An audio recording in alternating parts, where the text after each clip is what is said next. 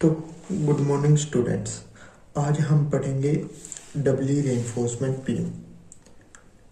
Topic का नाम है डबली रेनफोर्समेंट बीम। अब ये टॉपिक उसे ही समझ आएगा जिसने पहले सिंगली रेनफोर्समेंट बीम पढ़ा हुआ होगा। तो सिंगली रेनफोर्समेंट बीम की वीडियो मैंने इसी चैनल पर डाल रखी है, आप उसे जाकर देख सकते हो। आज मैं आपको पढ़ा रहा हूँ डबली रेनफोर्समेंट बीम। डबली रेनफोर्समेंट बीम का क्लोज सेक्शन कैसा दिखता है पहले वो दिखाता हूँ। देखो ये बीम है, जैसे आपको सिंगली रेनफोर्समेंट बीम पढ़ाया था ना, सेम वैसे ही करना है। मतलब जहाँ जहाँ बदलाव होगा मैं आपको बता दूंगा। ये बीम है, ये न्यूट्रल एक्सिस, ऊपर कंप्रेशन नीचे टेंशन। टेंशन में हमने रेनफोर्समेंट डाले। इतना काम तो हम सिंगली रेनफोर्समेंट बीम तक करते थे। अब डबली रेनफोर्समेंट में क्या है, हम कंप्रेशन साइड में भी रेनफोर्समेंट डालेंगे। 1 2 3 4, ठीक है। तो ये हमारी होगी डबली रेनफोर्समेंट बीम। अब ये बनती कैसे है, तो ये बनती है एक सिंगली रेनफोर्समेंट, मतलब अभी मैं दिखा रहा हूं आपको ये बना के।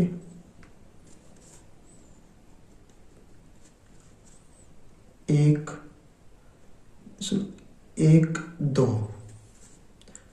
और प्लस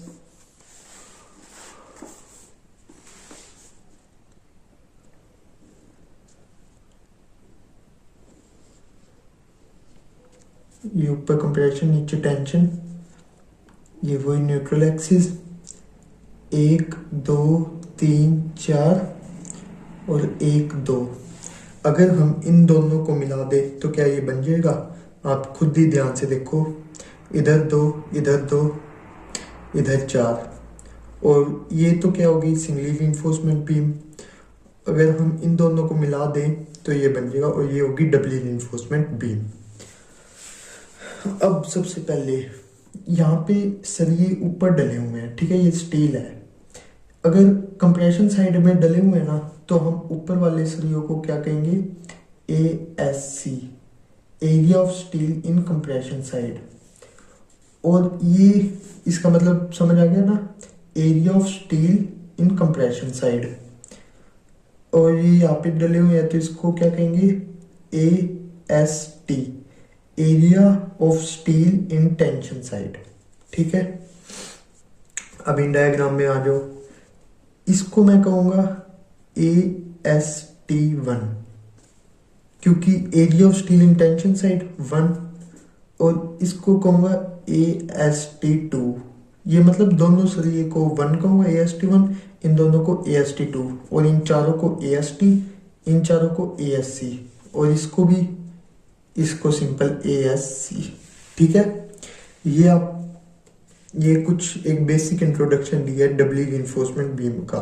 हम करने क्या वाले हैं, हम देखो, आपको अगर कुछ आइडिया लग रहा होगा तो हम ये करने वाले हैं कि ये देखो, ये सिंगली रेनफोर्समेंट बीम की तरह है, तो इसकी डिजाइनिंग तो सेम वैसी होगी, और ये थोड़ी आपको बताऊंगा कैसे करनी है। तो सबसे पहले इसकी दिखा रहा हूं मैं। इसकी हम क्या करते थे, सबसे पहले स्ट्रेस ब्लॉक डायग्राम बना रहा हूं। इसका स्ट्रेस ब्लॉक डायग्राम बना देता हूं, उसी में ही सब सारा खेल है, ठीक है। इसका स्ट्रेस ब्लॉक डायग्राम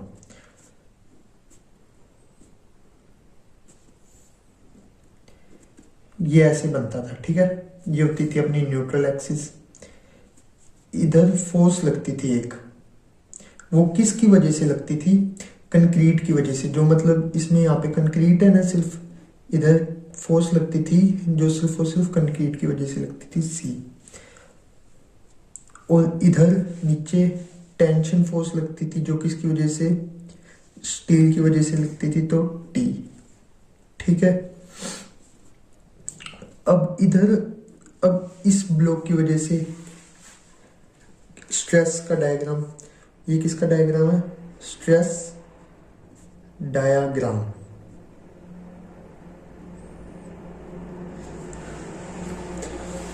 अब इधर, अब मैंने इसमें क्या किया, जो ये सारी कंक्रीट है ना, कंक्रीट इसमें भी है, पर मैंने सारी कंक्रीट, मैंने इसके दो पार्ट्स किए हैं, ठीक है। तो जो सारी कंक्रीट है ना, मैंने वो इसी में मान ली। और अब मेरे पास इस तरफ क्या बच गया? इस तरफ मेरे पास बस ये स्टील बच गए ऊपर वाले, और ये नीचे वाले दो स्टील बच गए। तो कंक्रीट के लिए मैं ये बॉक्स बनाता था, अब स्टील के लिए मैं सीधी एक लाइन लगाऊंगा, ठीक है। इसका भी मैं ये स्ट्रेस डायग्राम बना रहा हूँ। एक लाइन लगाऊंगा और इधर एक फोर्स आएगी, जो किसकी वजह से आएगी? अब इधर इधर किसकी वजह से फोर्स आई थी? कंक्रीट की वजह से, जिसको मैं C1 कह रहा हूँ, ठीक है। तो इधर फोर्स किसकी वजह से आई थी? आएगी कंक्रीट, तो मैंने इसमें मान ली। तो इधर सरिये बचे हैं, तो सरियों की वजह से आएगी, जो किसनी होगी? C2, ठीक है। अब एक और बात, इनकी थोड़ी डायमेंशंस भी, जो इतनी डिस्टेंस होती है ना, ये अपर एक्सिस से लेके यहाँ तक, वो होती है D', और ये यहाँ तक तो आपको पता ही है, इफेक्टिव डेप्थ स्मॉल d। अभी इतना ही काफ़ी है। तो ये कितनी डिस्टेंस पे लगेगी? D' पे, D'। और ये तो आपको पता ही था, जो आपने सिंगली रीइंफोर्समेंट में किया था, इसकी वैल्यू थी 0.42 XU, ठीक है। अब नीचे इन टेंशन की वजह से नीचे फोर्स लगी T1, इनकी वजह से नीचे कितनी फोर्स लगेगी? T2, ठीक है। अब C1 जो आप सिंगली रीइंफोर्समेंट में लगाते थे, क्योंकि ये तो कंक्रीट की वजह से लग रहा है सेम वही, तो C1 का फॉर्मूला वही होएगा जो कंक्रीट में लगता था, जो सिंगली रीइंफोर्समेंट में लगता था, जो है 0.36 FCK B इंटू XU। और T1 का वही जो हम लगाते थे 0.87 FY। अब यहाँ पे AST1 है ना, तो यहाँ पे भी हम AST1 लिखेंगे, ठीक है। अब आ जाओ यहाँ पर आपको देखना पड़ेगा, क्योंकि ये डबली रीइंफोर्समेंट बीम का स्ट्रेस ब्लॉक डायग्राम है। अब कंप्रेशन 2, इसमें फोर्स होता है ना, जो इसमें सबसे आपको क्या करना पड़ता है? इसमें आपको करना पड़ेगा फोर्स C2 क्या है? Compression force. फोर्स क्या होता है? Stress into area. ये तो आपको पता है, स्ट्रेस इनटू एरिया। अब स्ट्रेस क्या है? स्ट्रेस पहले ऐसे कंक्रीट था, तो उसकी वजह से स्ट्रेस कितना आता था? उसकी वजह से आया, हमने अब स्टील डाला, सॉरी कंक्रीट वाला तो इधर हो ही गया। अब मैंने स्टील डाल दिया, स्टील डालने की वजह से स्ट्रेस कितना आया? FSC इंटू, ये क्या हो गया? Stress in compression, stress due to concrete into ASC, area of steel. Steel डालने की वजह से आया स्ट्रेस, माइनस FCC। अब ये माइनस क्यों किया है? अगर हम सरिया डालेंगे इधर, तो जितने एरिया में सरिया गया है, उतने एरिया से कंक्रीट भी तो बाहर आया है। तो ये कौन सा स्ट्रेस है? कंक्रीट की वजह से होने वाला स्ट्रेस इंटू ASC। कितना कंक्रीट बाहर आया है? जितना ये एरिया है, तो एरिया सेम ASC। तो C2 का फॉर्मूला क्या आ गया? FSC minus FCC into ASC। ये अगर आपको समझ आ गया तो ठीक है, नहीं आया तो ये आपको फॉर्मूला याद कर लेना है। ये आ गया C2 का फॉर्मूला। और T2 का फॉर्मूला, T2 में तो सेम वही है, T2 का फॉर्मूला 0.87 FY, बस इधर AST2 आ जाएगा, ठीक है। ये आपको बन गए डायग्राम इसके, ये रहा इसका, ये रहा। अब हमने सिंगली रीइंफोर्समेंट बीम में क्या किया था? न्यूट्रल एक्सिस निकाली थी, तो हम इधर भी पहले फाइंड आउट करेंगे neutral axis. Find neutral axis को किससे डिनोट करते हैं, x you. X you find out कर रहे हैं।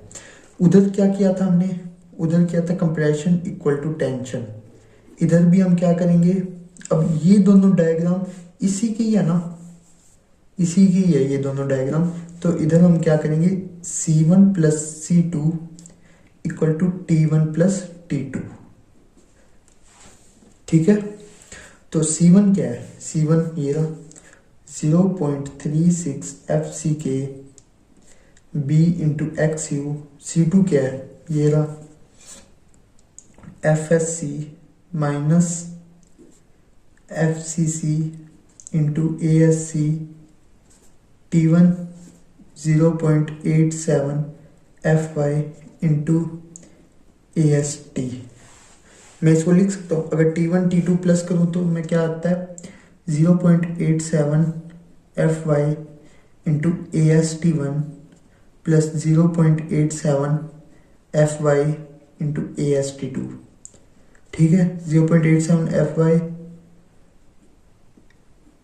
तो ये कॉमन है, तो AST1 प्लस AST2 और AST1 AST2 क्या आ गया, AST1 AST2 इन दोनों मिला के AST बन गया।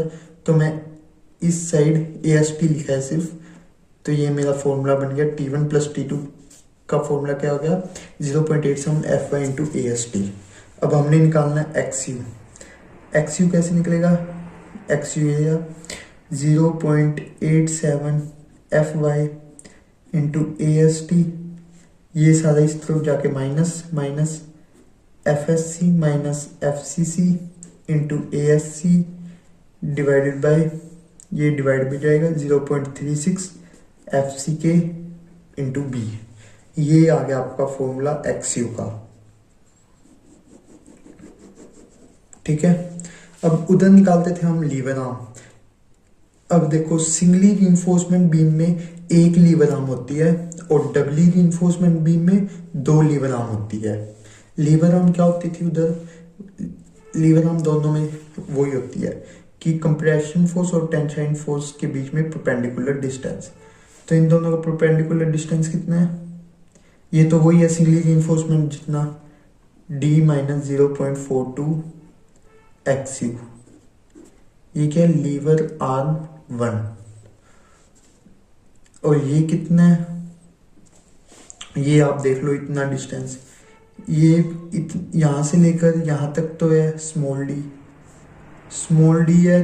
स्मॉल डी में से लीवर आर्म 2 की वैल्यू क्या आएगी, D माइनस D डैश। ठीक है, D माइनस D डैश आ गया। तो ये आपके पास आ गए लीवर आर्म। लीवर आर्म आने के बाद अब आप निकालोगे MU, मोमेंट ऑफ रेजिस्टेंस। वो आप कैसे भी निकाल सकते हो। MU जैसे मैं MU एक कंप्रेशन साइड का निकाल के दिखाता हूँ। तो ये force 0.36 FCK B into XU into D minus 0.42 XU।